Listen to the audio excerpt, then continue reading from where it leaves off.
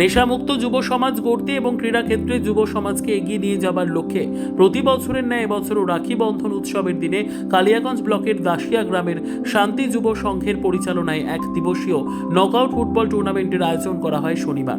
এই টুর্নামেন্টে এবছর ৮ম বর্ষে পদার্পণ করেছে। এই ফুটবল টুর্নামেন্ট কালিয়াগঞ্জ, রায়গঞ্জ ও ইটাহারের মোট ৮টি দল নিয়ে অনুষ্ঠিত হয়।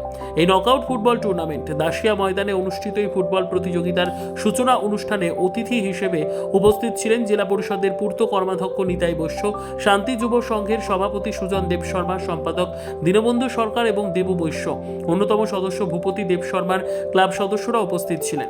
৮ দলীয় এই নকআউট ফুটবল প্রতিযোগিতায় ট্রফির সঙ্গে পুরস্কার বাবদ আছে চ্যাম্পিয়ন দলের জন্য ১৩,০০০ টাকা এবং রানার্স দলের জন্য ১০,০০০ টাকা।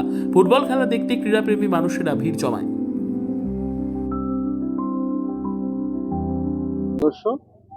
আমি খেলাধুলা খুব ভালোবাসি, তাই এই খেলা প্রতিবারে অনুষ্ঠিত হয়। আমাদের ছেলেরা করে, আমি সম্পূর্ণভাবে সহযোগিতা করি এবং সব সময় থাকি। এখানে 8টি টিমের খেলা হচ্ছে। এখানে ট্রফি এবং প্রাইজ মানি থাকছে ১৩,০০০, ১০,০০০ করে।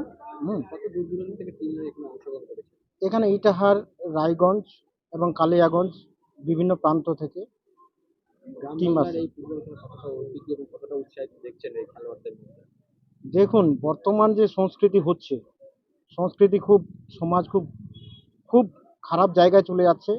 তার মধ্যে আমরা চেষ্টা করছি যে খেলাধুলার মধ্য দিয়ে এই যুব সমাজ যখন নেশার বিভিন্ন জায়গায় ডুবে যাচ্ছে, তো তার জন্য এই খেলাধুলার মধ্য দিয়ে তাদের মন মানসিকতা, শরীরের ফিটনেস যদি সামান্য হলেও আমাদের এই প্রচেষ্টা কাজে লাগে, তাই আমরা এটা জারি রাখি যেন সমাজ একটু হলেও ভালো জায়গায় থাকতে পারে। ব্যুরো রিপোর্ট, উত্তর বাংলা সংবাদ।